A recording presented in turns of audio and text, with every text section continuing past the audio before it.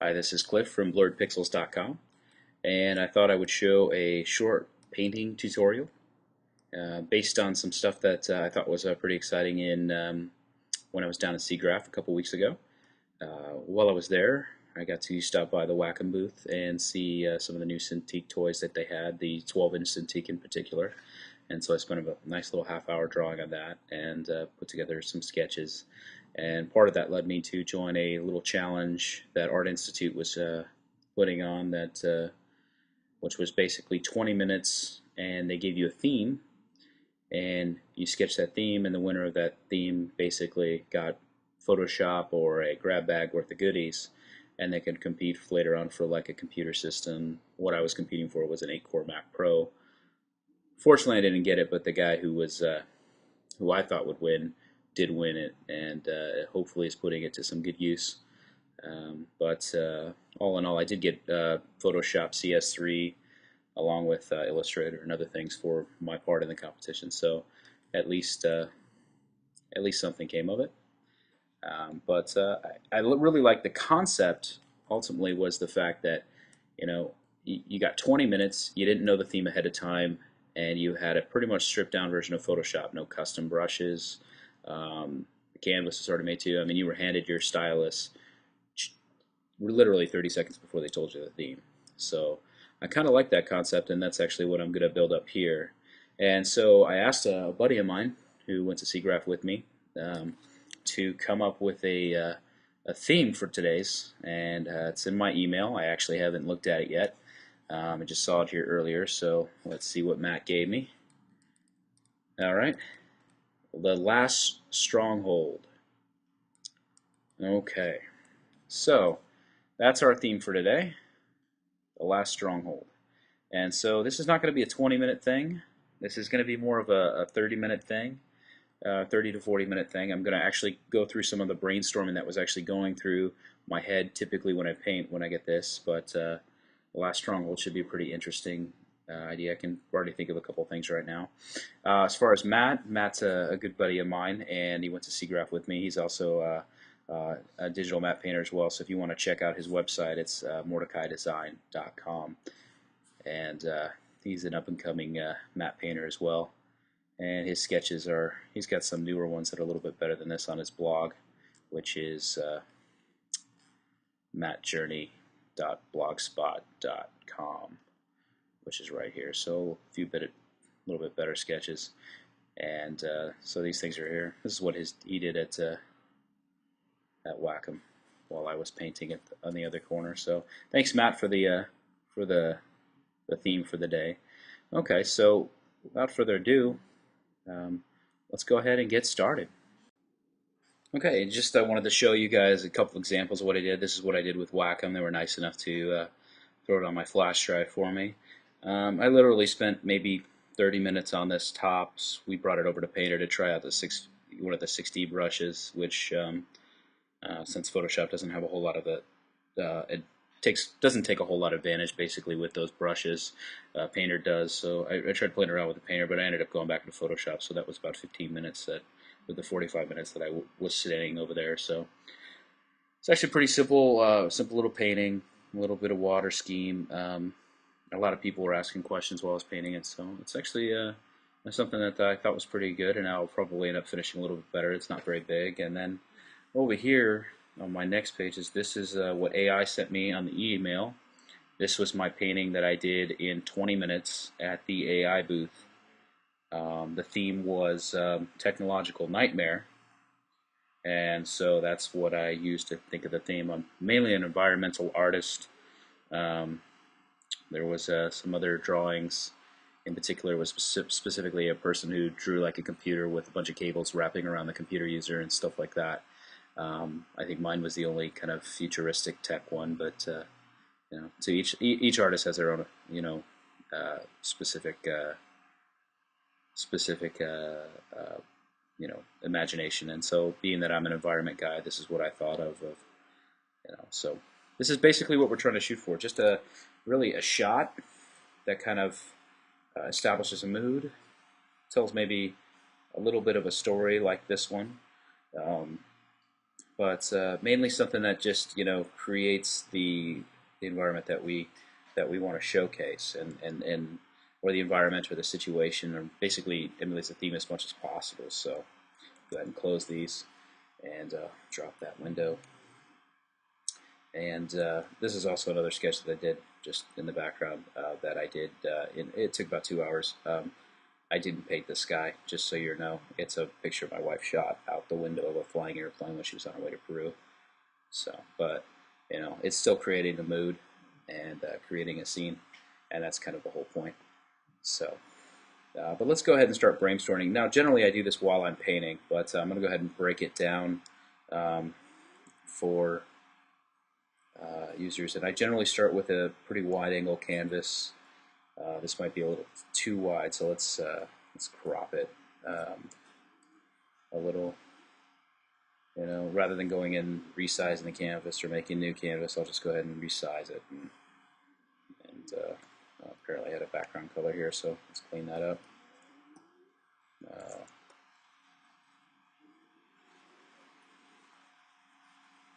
All right. So basically, what we're going to think of is just we're brainstorming. The last stronghold is our theme again, and let me just put here the last stronghold.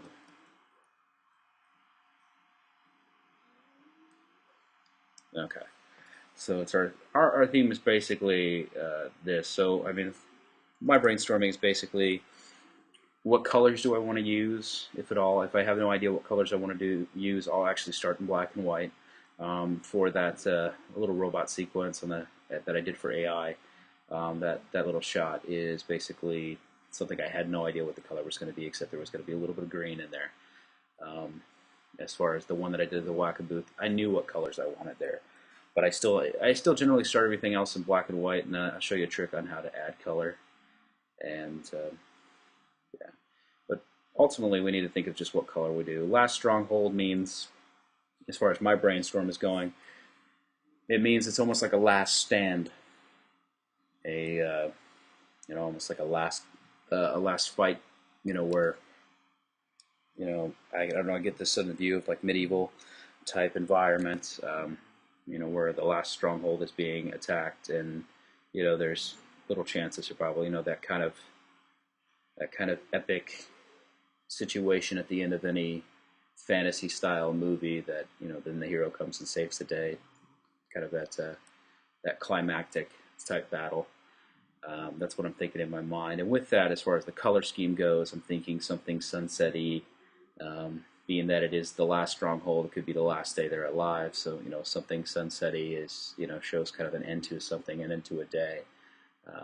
So a lot of oranges, some yellows, a little bit of greens, and blues and stuff.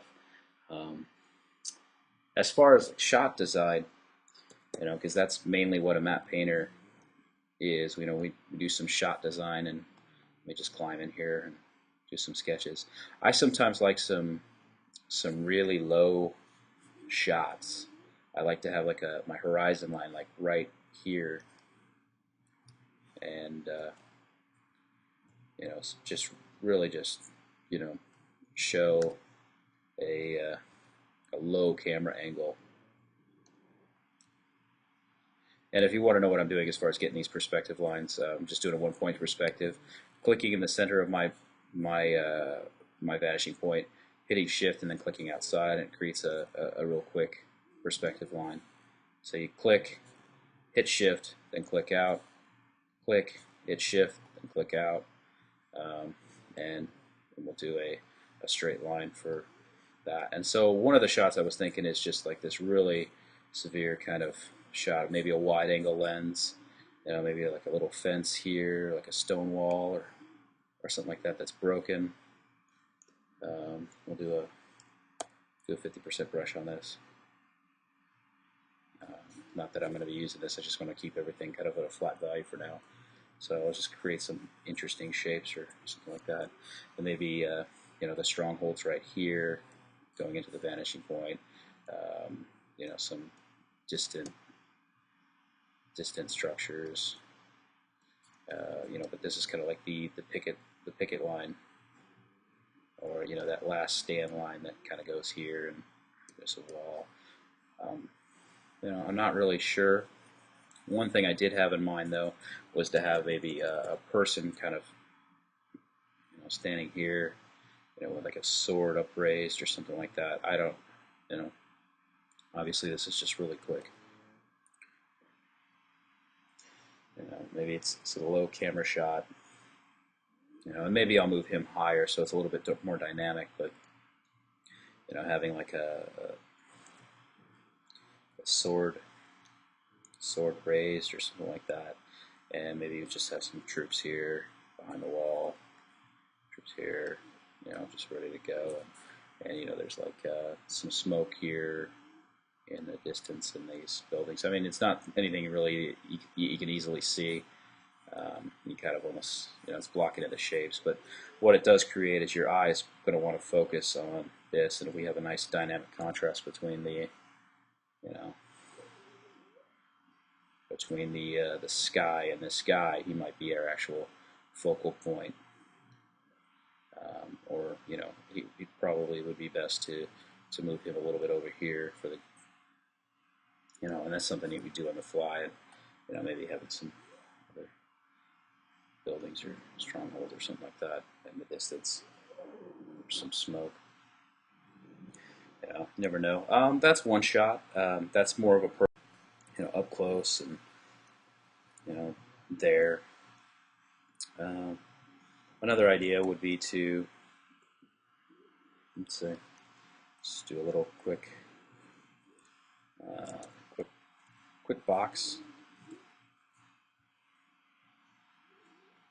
I do like the 2:3:5 aspect ratio of films, so bear with me if I do that. And good color. All right, and another one would be, I don't know. Let's see, kind of like this previous shot more, but because I'm not coming up with any ideas here. But let's see. Maybe we're doing, because I'm kind of an environment guy. Maybe we're doing a still a battle sequence, but maybe we're doing the enemy army rushing toward the stronghold.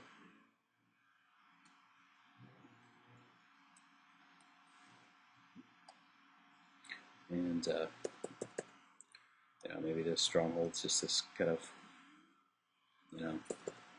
destroyed, worn out structure type thing here, and our perspective is mostly, that's our vanishing point. Obviously not hitting that shift trick. Now the whole point is not to put the horizon line right in the middle of the screen here. Let me do these.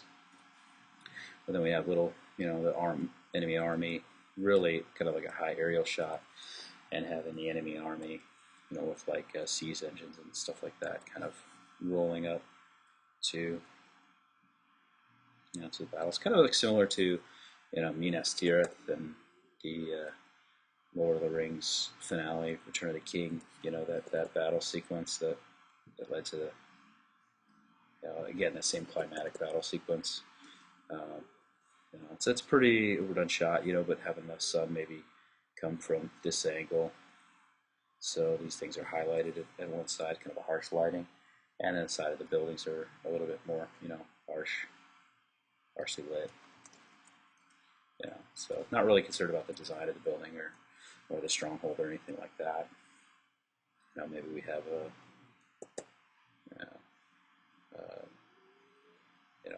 little distant armies ready to meet. So I don't know. That's always something. It's a pretty basic shot. Probably a little right heavy as far as composition goes. Throw in some mountains here, and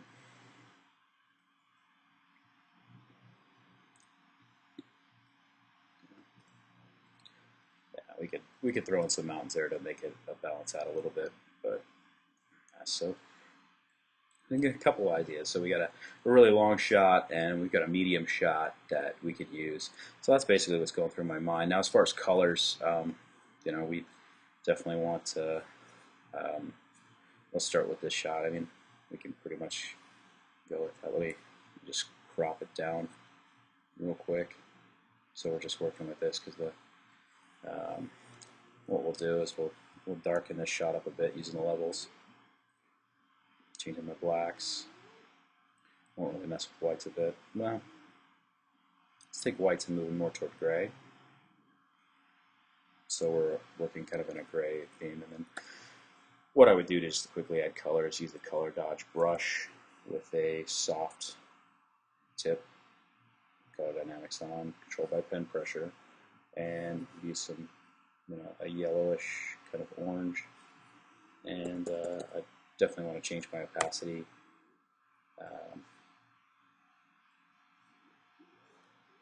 And the distance here, do some purplish.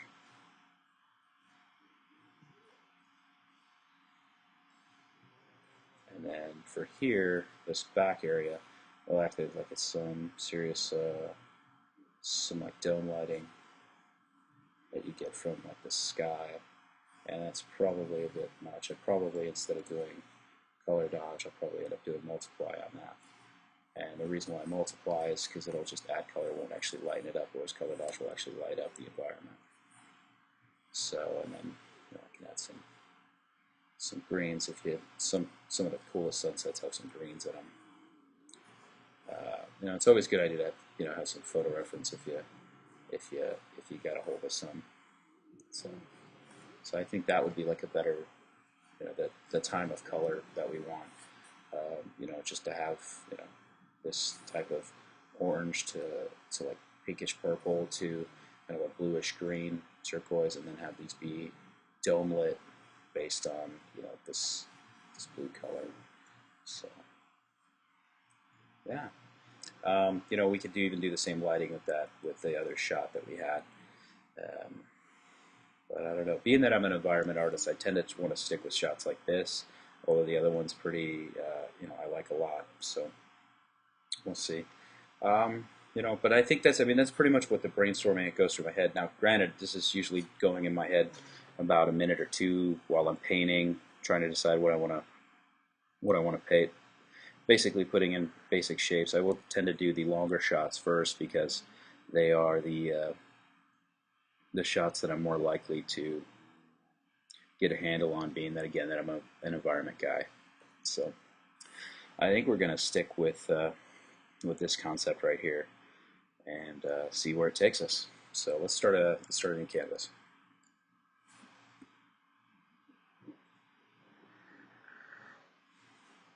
And if you're wondering what that screen was, it's also part of my setup. And let's just briefly go over my setup real quick, and I'll bring up the image. Part of that setup was the Huey. The screen was letting me know I needed to calibrate my monitor. I use a Huey Pro to calibrate my monitor. Probably not the best calibrator out there, but it does give me the ability to switch between 1.8 gamma, 2.2, and 2.4, so I know whether it's going to print television or just on a Windows machine. It does give me and to give me a color temperature. D65 is the color temperature you definitely want to use. I'm not sure if you can even see these. I'll go ahead and show you what the default Mac one is. If it, you may not be able to see it. But I think this is all doing it real time correction on my screen and not what's being captured. But if you do have a calibrator, you want to use D65 and gamma 2.2 if you're going to print. It's pretty simple. That's pretty general. There are better people who are probably more influenced on that or more knowledgeable on that than I am. As far as my system goes, this is not very powerful or anything by any means. This is a Mac running 10.411. It's a MacBook. It's got 2 gigs of 666 megahertz DDR RAM, 1.83 gigahertz Core Duo. It's not the Core 2 Duo. It's the first edition of the MacBooks. It was actually refurbished. Costs like $850 on the refurbished Apple store. So if you just need a machine that's not very powerful, this one will do screen captures while doing 2K painting. So definitely something that you don't need a beefy machine for. And then let me show you an image that I'll edit in here. What I'm using for the painting today is, again, that MacBook, my 6x8 Wacom tablet, and that's pretty much it. I don't really need anything else. I've got my iPod sitting there. That'll be my timer, and what we'll do is, since we spent about 10 minutes talking about the theme and building up to there and figuring out what the theme is, we'll do a 30-minute thing. And so on my iPod, I'll actually set my timer for 30 minutes. And let's go ahead and open up back Photoshop, get a canvas rolling, and we'll start painting and see what we can come up with. Okay, so here's the canvas. We're starting out with just a basic 2K plate, 2048 by 895. I don't know, I just want 2K wide, which is pretty standard for a film plate. Everything else is pretty arbitrary for me. So I just kind of like the wide aspects, so I'll do it like 895 or 900 or 2K by 1000 or something like that. So nothing really specific in the size. I mean, you'd end up cropping it down to the actual size of the film, and it would all be, if you were actually doing a finished matte painting, it would all be based on what the shot is. But yeah, this is what's going to work for us right now. Let's go over real quick before we start the timer. Let's go over the the tools that I'll be using. Again, pretty much everything's basic, standard of Photoshop. I have custom brushes here. I've got a custom brush there that it's not even mine. It's somebody else's that offers them free. There's custom brushes all over the place out there, and they're great for adding real quick details. And if I use any of these, I'll put them up on a link or something like that. I have my matte painting brushes, so this is always a pretty good smoke brush for me. I generally stick to this brush, which is my square brush with the pen pressure to opacity, and that's it. That's pretty much what I use. If I need a softer brush, I'll just switch my brush tip shape to that and turn my flow jitter down so I have that size. It's really simple. I have some other brushes here, like brush presets. I have a chain brush, and if I wanted to make chains hanging down or something like that, it's a pretty simple tutorial that somebody's put up there. But I also have like a calligraphy type brush. Most of these are just kind of trying to copy painters' brushes. I love painters' brushes. I don't like the fact that painters are so slow with their brushes, so I kind of stick to Photoshop. So these are some big texturing brushes. Again, I just stick to the 60 square with the flow jitter back to 0, or I'll switch the shape to the actual soft brush. Okay, so that's really the extent of the brushes, and then if I go here, it'll be either multiply or color dodge. What I'll be using. I won't be generally using anything else. As far as the brushes, and as far as colors, I just use a standard color picker, of course, either through access here. Or generally, I won't be using colors in this range unless I'm using the color dodge to lay down the initial colors. Most of the colors I pick will be in this left half of this, because most natural colors are in this range. They're not saturated by any means. These are extremely saturated. Only man-made things are generally this color. But there might be some, being that we're doing the last run, there might be some man-made things, so we might use a few of these colors. But generally we'll keep it pretty muted, and I'll probably pull a desaturate when I'm done, because I just tend to oversaturate my colors a bit. As far as the tools we'll use, the quick keys, Command U or Control U, which bring up the hue saturation. It's not doing anything, obviously, but you should be familiar with Photoshop at this level and know the tools. Command L or Control L, depending on what platform, again, is your levels tool. And so I can, quickly, obviously do levels. And I use the levels tool a bit, and then the curves tool I will use a bit as well. Generally, I like to keep the layers at a minimum. If I'm recoloring something, I may add an extra layer. or if I'm doing something that I may not want to keep, like some water. If I decided to add a lake into that picture and I'm not sure whether I'm going to keep it, I'll probably add another layer on top of it. Paint out the water like this or something like that. Click on the preserve transparency, shade it, and see if it's something that's going to work. And if it's something that's going to work, then I'll keep it and flatten it down. If not, I'll just toss the layer. So we'll see. You'll see that in the workflow, and I'll explain that when it happens. So generally, if I don't talk very much, I'm just kind of you've seen the tools and you kind of see the workflow so far, and everything's pretty basic. So I'm just going to go ahead and start the timer, and I'll try to explain what I'm doing, what's going through my mind at the same time. But again, 30 minutes isn't a terrible amount of time. So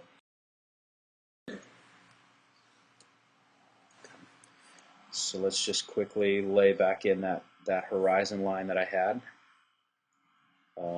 which was around, vanishing point was around here in the upper regions of rule of thirds. And the vanishing point, we'll just put it right there. And using that shift trick, just create some real quick perspective lines, mainly for the ground level. If I decide to actually paint out some of those siege engines, I want to make sure that they look right in perspective. And I'll throw a couple up here. Generally liking how perspective works. Generally like to see perspective lines in drawings just to make sure perspective is done correctly. And I'll probably end up painting over these anyway, so no big deal. This is just initially start us off, and it's always nice to take this first minute to make sure your perspective is working, because if it isn't, then you already messed up your painting. So. Alright, I like to hit the tab button and the F key to get me just my screen, especially when I start doing the initial sketches. I just want what I'm painting. I don't want anything else. If I hit Command 0 or Control 0, it'll bring everything up to the size of my screen. So it's a quick way of sizing everything up, and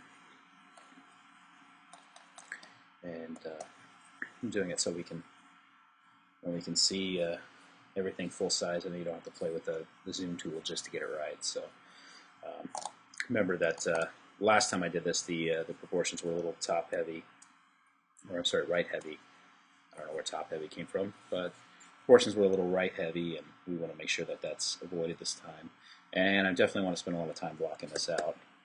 And remind me, I'm pulling back up the iPod to make sure I know where my timer is. Okay.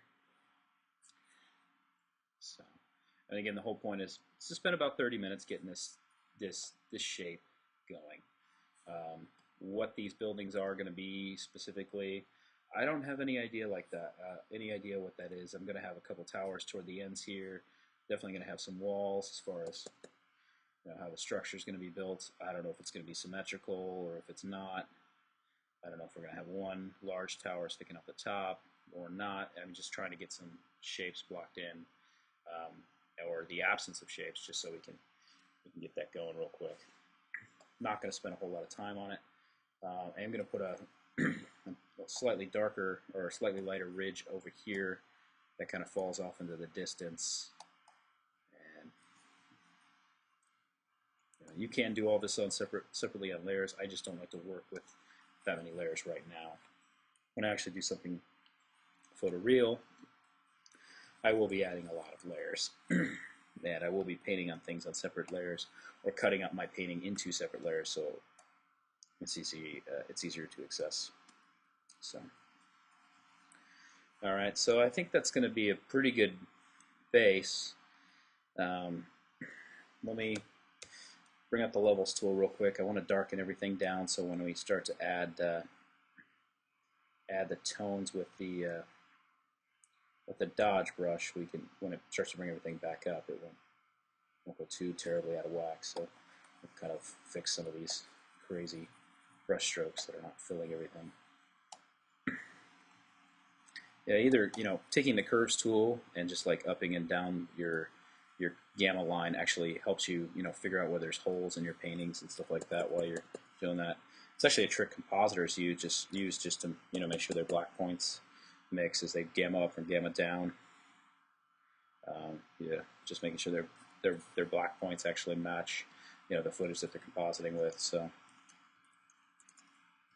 and right now I'm just tapping on the shift key. It just adds just random detail at really harsh angles, and then you can go back through another color, different size brush, and just add those more details in. It's going to add a little bit of detail in there, most of it which I'll erase when it's cutting into this silhouette. So I think the city's looking so far pretty nice. You might bang it up a little bit more. Again, it is the last stronghold. So, and I'm thinking I'm going to have the army, of course, rushing up in at this horizon. And actually, the paint strokes I'm actually going to go with the horizon line, so I can somehow maintain that horizon while I'm painting, since I kind of painted over the lines and everything. But I want to maintain that horizon that we established. Because again, perspective is a key. If you don't have perspective, your painting's not going to work, no matter what you try to do. If perspective just doesn't look right, and it's not going to be as interesting. Perspective is the most important thing when painting. So, okay, so it looks like I've toned this up. I mean, everything looks kind of flat, and that's kind of the point. I'm going to be using the color brush to kind of bring it back. So let me just switch brushes here. Get my toolbars back up. Let's see, we're going to go with the color dodge again. Soft color dodge. I'll shrink this down. So I want to do very broad strokes on this. Picking a color. Again, we don't want to go extremely saturated, but we do want to get the color come out, and we don't want to do 100%. 100% will give you this really horrible orange. You want to be very heavy, or you don't want to be too heavy-handed on this brush. You want to be very light. And again, we had some pinkish colors here for the city. And what the cool thing about this brush is that it always just kind of mixes it. Photoshop just mixes the colors together. You don't have to do any thinking about that. It just kind of does it. So, and I'm adding a little bit of greens. Maybe this is a grass area. But again, now from this point, we've kind of got our highlights. We're going to do another pass on this later, but we kind of got our highlights established. I just want to do a thinner line to kind of create a haze around my city. Like the lights peeking in from that part of the mountain, and then the rest of this will be in kind of a harsh shadow. So let's switch it over to multiply, and we'll add the rest of our colors back into our scene here. Again, we wanted the kind of the aqua green for the sky over here. I'm going to be really subtle, and then we're going to let's do some bluish green here. I want this to kind of be plants, and I really want that mountain to be kind of darkened up a bit, and to have like this as kind of a pool of light on the city, and everything else is kind of in darkness. Why I'm doing that is just kind of I guess it's a creative choice at this point. Maybe the armies of darkness are in darkness. That's always something that it's just kind of a play on what you're doing here. So far I'm liking that. I'm probably gonna crop this down. My rule of thirds got a little messed up here. The city needs to be more toward the rule of thirds, and I think maybe cropping it might not help. Let's see. Yeah, that's the only way it'll actually help. Let's just do this. Let's crop this way, and we'll extend the canvas up. And then this is a trick that Dylan Cole uses, just to take these guys. Take your selection tool and select this area and just kind of stretch it all up. just to get your paint there. And that kind of puts the city in, let's use a regular brush, normal, 100%. So it just gives me the ability to just add color back in there, and that's not my trick. None of these tricks are really mine. They're just things that I've learned from other people, and they've helped me get better at painting. And so this mountain that I did here is just kind of not quite reading the same way that it should be. So because of this color, I'm just going to go ahead and pick a slightly desaturated, darker version of it and add it back in here.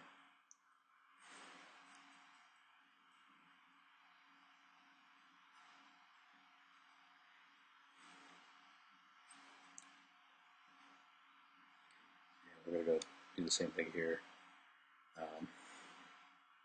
Maybe the green isn't a sky, maybe it's another mountain of some sort. So again, this probably can already stand for another lighting pass, but we're just going to get the general shapes in for now. So. And I'm hitting Alt. If you hadn't noticed, I'm hitting Alt just to get the neighboring colors. It brings up my eyedropper tool like this. You click on the colors, and I got my neighboring colors, and that's pretty much how I'm just picking colors once I've got the colors already on the canvas. The one thing about the color dodge method, as far as adding colors, it does add a lot of grain to your image. So if you were ever to do some sharpening, we'll add some noise to it. It's actually sometimes a pleasing artifact, sometimes it's not. It does give you kind of this watercolor feel while you're working that I really like. I've always loved the watercolor look on traditional paintings, and I definitely like it in my paintings as well. And so what I'm doing is just kind of adding a shadow side and checking. While I do that, I'm going to use my other hand and check the clock here. We're at 18 minutes, so not a whole lot of time left in this piece. We're about a third of the way through there, so it's time to get going on it. I'm going to have a little bridge come out here, and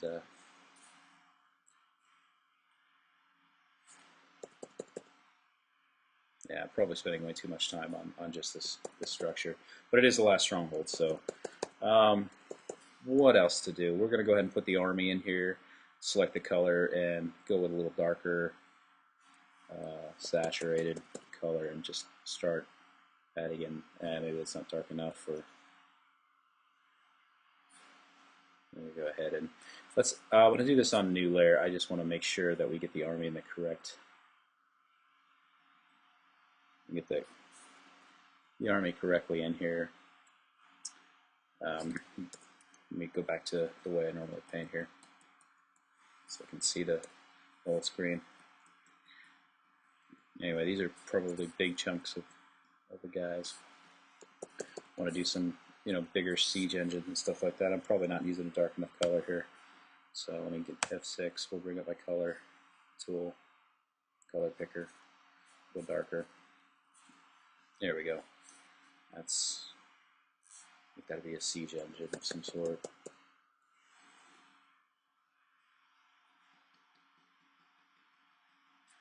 Yeah, we probably should.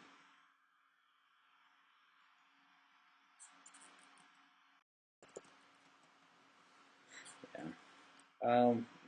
The problem with this is that there's not a whole lot of time to sit there and individually draw one of these guys. So I'm going to do the siege engines here and here, and we'll do another one here, and we'll do another one back here that's a little closer.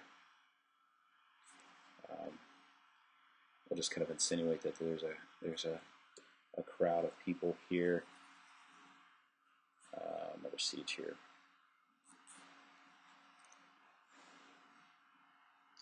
And we'll probably go through. I'll probably use. Let's do this. Let's just add. We'll just add people in this way. Probably not the best way. Nah, it's not working. So let me see if I'll think of a way to add in a lot of people. Oh, here. There we go. Nah, not quite working. So we'll have to think of a way to add a bunch of people in here in the time allotted, or just make it look like, there's a number of people. You're just trying to insinuate it again, time frame. So we're at 15 minutes here, 15 and a half. So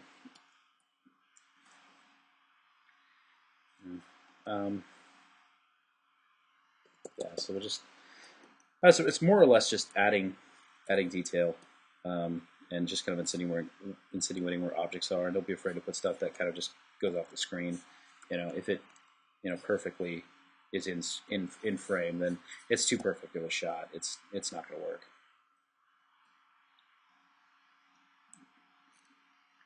So, and with these, they're gonna have some gleam on them.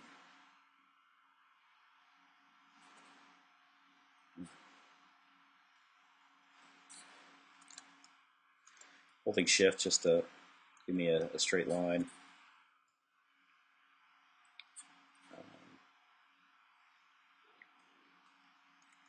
Again, this shot's probably a little too big to be doing in this time frame, but at any point you want to be able to, as a map painter, just kind of have the shot ready for a director's approval. Have them say, okay, well, yeah, you're going the right direction on this. Keep at it, and that'll pay off in the end. But you definitely want to be able to leave a shot at any time, and that's pretty much given for the industry. You want to be able to leave a shot at any time, or have somebody come in and be able to read that shot at any time.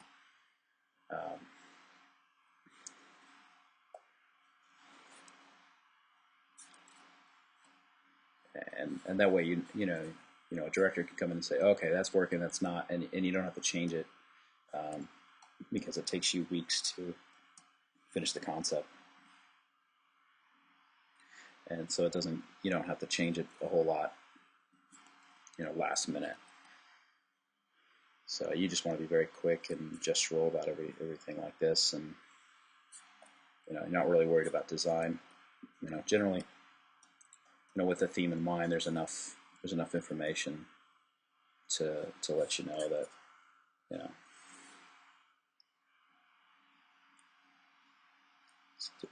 there's enough information that like somebody looking at it will get it. So I'm just going to try to add maybe a little forest in here. Probably not something we have time for, but I just want to insinuate it that the arm is kind of Russian, and then there's these forest areas. Maybe we'll do the same thing with this mountain. We'll just turn this into a pine tree mountain or something like that with forest on it.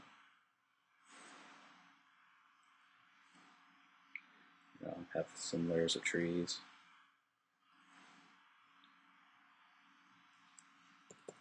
Again, just very gestural.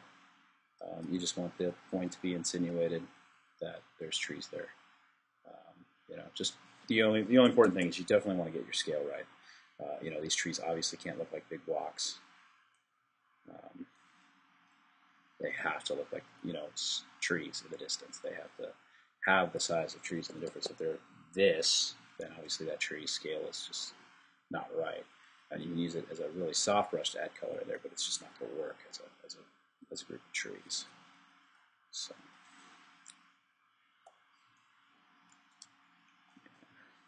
I'll continue to go a little further with the forest here, and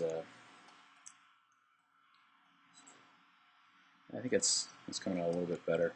The army still needs some work, but you kind of know that that's siege engines in an army. Let's do some smoke. Here it is, the last stronghold, and it hasn't been apparently hasn't been doing very well in the fighting. So I'll just add some smoke here, and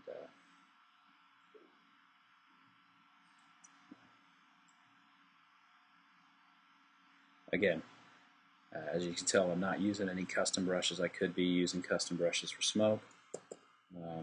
It's going to make it a little easier when you're not switching brushes and you're worried more about the concept.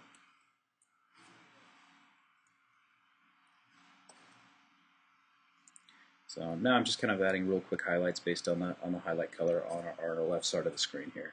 That's what everything's that's your main key light. So everything's got to kind of match the sky, and if you just pull the sky color, it'll work pretty well. As you get further over here, you want to be kind of more toward the orangey end, or not the orangey end, but the pink end, because that's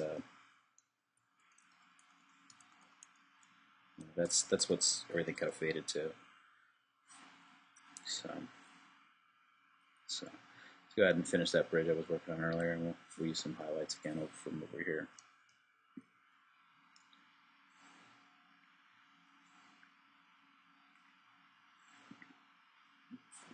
And so maybe how much time do we got? 9 minutes. Oh, we got some time. Let's thicken up this forest a little bit. This kind of doesn't flow right, so I'm gonna thicken it up a little bit. Add some more trees.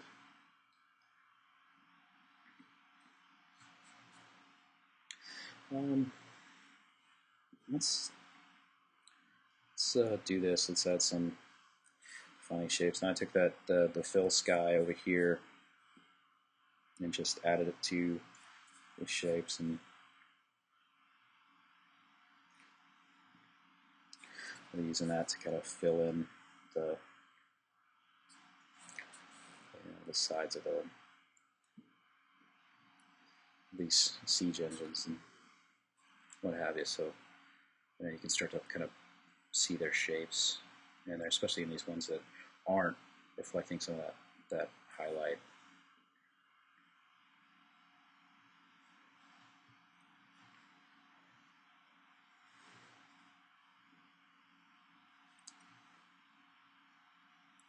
And then it might be a good idea to just go through and with a really fine brush and just kind of add some glints on those soldiers. Some of these soldiers are wearing armor here. I know you can't see soldiers, but from this altitude, it's just kind of gestural at this point. But they've got shiny armor. Their helmets are gleaming. Their swords are out. They're about ready to charge and destroy this fortress. This, as they say, last stronghold. So you definitely want to have that that feeling be there. I'm going to add some shadow to the stronghold here. It should be casting a long shadow for this type of lighting. So definitely, let's add some highlight to the bridge here.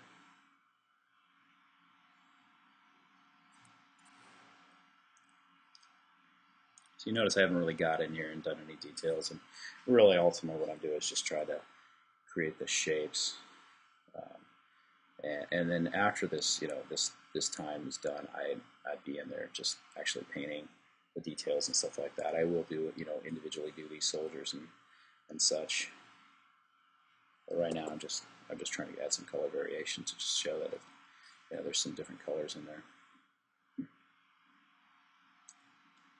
So, and maybe a later tutorial down the line we'll be adding the detail in here.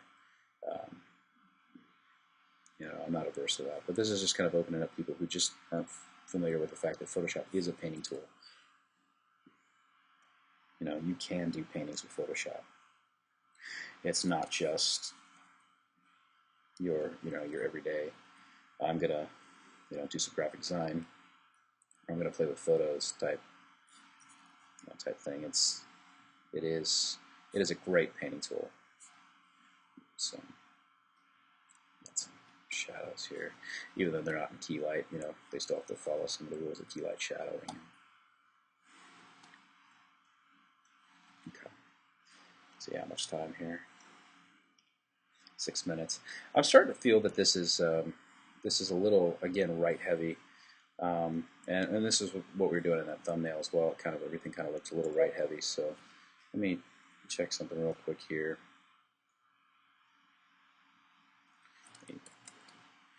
It's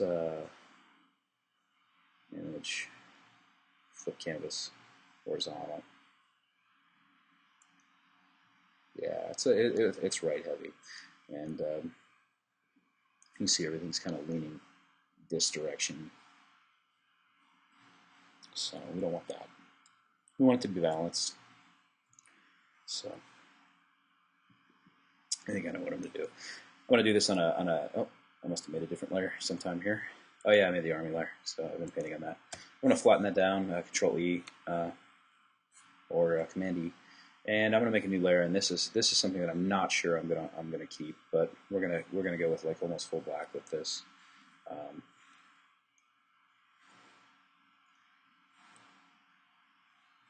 I think I'm gonna put a foreground element here, maybe like a general watching on a hillside.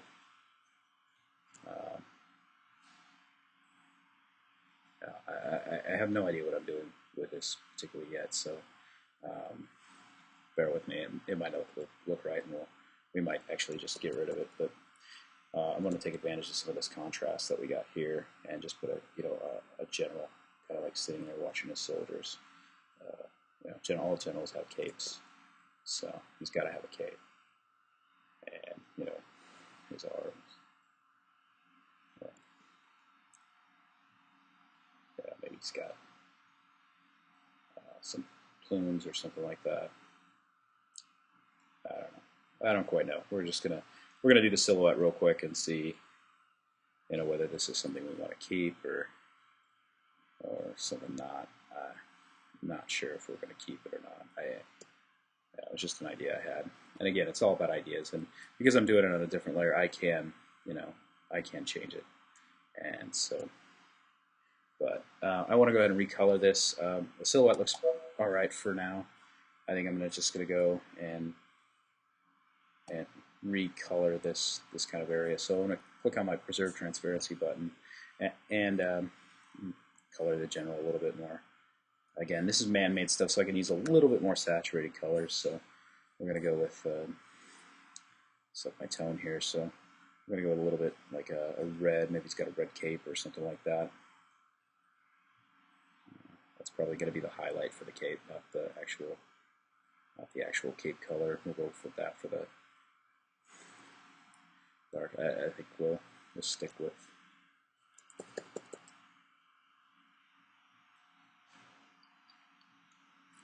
Throw some of that color in here. I don't know what type of plumes he's got here, but we'll throw a darker color. Our ruffles for the cape will kind of separate out, and then he's got to have some armor with this cape. So let's try to pick an armor color, something that's going to work. 2 minutes left, so we're going to go with armor's pretty reflective of the environment, so we're going to go to this color here, that green, and we're actually going to push a little bit toward blue and a little darker. Again, we got the Preserve Transparency on, so that, and we're going to actually take some of this down and back down to the darkness. But we're just going to kind of insinuate some color here, and I'm going to bring back some of that highlight color and have it come from this direction. And then, yeah. So I'll just kind of insinuate shape. We can do some, he's got a helmet, obviously, so let's do some helmet color.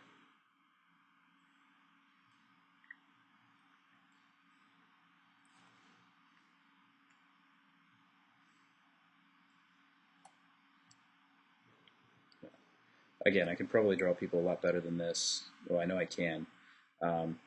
Generally, this is where the Cintiq, if I had a Cintiq, it'd come in handy. I could draw right on the screen, and it's a little bit more detailed. I can get right in here and do the proportions and stuff. But for now, this is pretty close insinuation as far as what we're going to do, and then so let's put some highlights.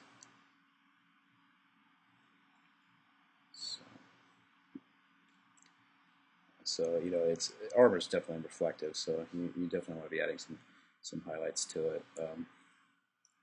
So it's reflecting this color for the non-highlighted areas and that color for the highlighted areas. So you definitely want to add some highlights to it. And yeah, again, I'm not completely skilled on painting people and such. I'm not really good at flesh tones and stuff like that. I'm pretty good at environments and keeping everything as desaturated as possible. So, when I go, and obviously this is obviously way greener than it should have been. So I generally work with some colors that I've already got on the palette. And getting close up to the end here. 10 seconds left. So I think what I'm going to do is just go over maybe about a minute on this. So I like how this is turning out. So there's the timer. So that's 30 minutes. And again, you can see we went pretty far in 30 minutes. We've got our last stronghold, we've got our army, we've got our general kind of watching over the battlefield. Everything's very gestural at this point. Not very. It's not very, too in depth as far as color goes, but it's there. It's working, and I again don't do this very often as far as people goes, but I think this has turned out pretty well. And so generally what I'm going to do, I'm just going to go over a minute here, and then I'm actually going to show you what I do just to finalize these little paintings. I'm going to go over it with another layer, another glaze of another glaze with the lighting tool. However, I'm going to add a little mist, this color here of mist, the kind of cooler. I'm going to go with a cooler color over here, and I want to separate this foreground piece that I made from the army. So I'm going to add another layer in here, and just that way I can drop the opacity. But I want to be able to kind of separate this. So, and and be able to dial it back. Maybe I'll use one of my custom brushes to do the mist. This one's really good to do. Because the army is going to be kicking up a lot of dust. So again, I'm going to drop the opacity down, but I just want to sell this part as being closer. So, and this is what I'm going to do. I'm going to take this guy and I'm going to desaturate because he's a little too saturated for this scene, I think. So I think that's better. And I think I'm just going to go ahead and take all this and merge it down to one layer, and then do a real quick glaze again with that color dodge brush with same technique that we did to relight the scene. I'm just going to do a little bit more, probably keep it at 20% opacity. Yeah, color dodge, and we're going to use the colors already in the scenes.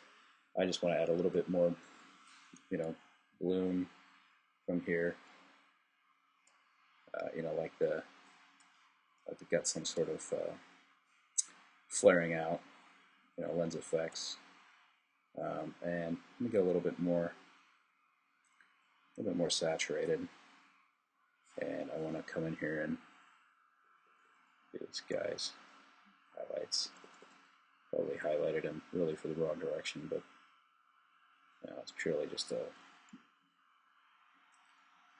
test piece at this point. So, and then we can go back through and highlight some of these hot spots in the building.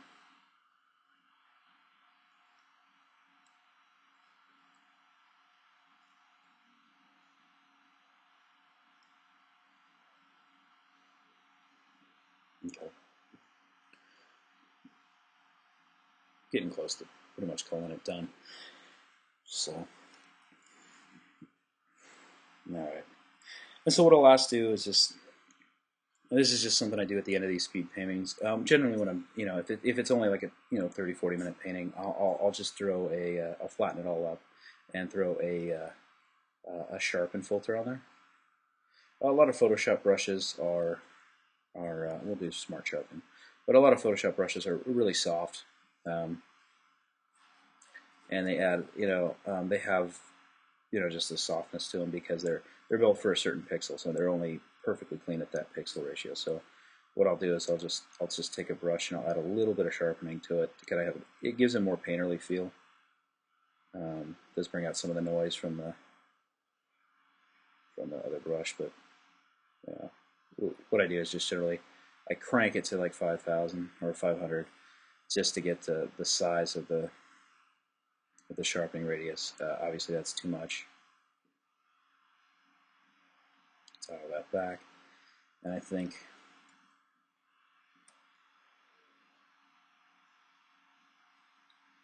we could go a little higher. 1.2, and I'll crank this down so it's not as bad. So maybe you can see before we complete it, preview. It does add a little bit of detail that I mean, it wouldn't be there if you didn't put the brush strokes there, but it brings out a little bit more detail, and you know, on these quick sketches, it sometimes helps. So, but I mean, it's pretty quick as far as laying down colors and everything like that. Again, we went 1 or 2 minutes over, but you know, I think that this did turn out pretty good. The idea was insinuated. It was the last stronghold, and you know, I hope you you learned something from it. And if you did, go ahead and drop me a line, and you know, maybe that'll make the next one that we paint up everything go a little bit faster. And I won't leave this sharpened on, so when we go back to it again, we'll start from the softer brushes and we'll build it more up. You know, you don't want to sharpen like a finished matte painting and everything, but adding a little sharpen to a speed sketch will bring out a little bit of the detail that is there. So anyway, thanks for watching, and again, drop me a line and see if this is something you want me to continue proceeding, because I love doing it. So see you later.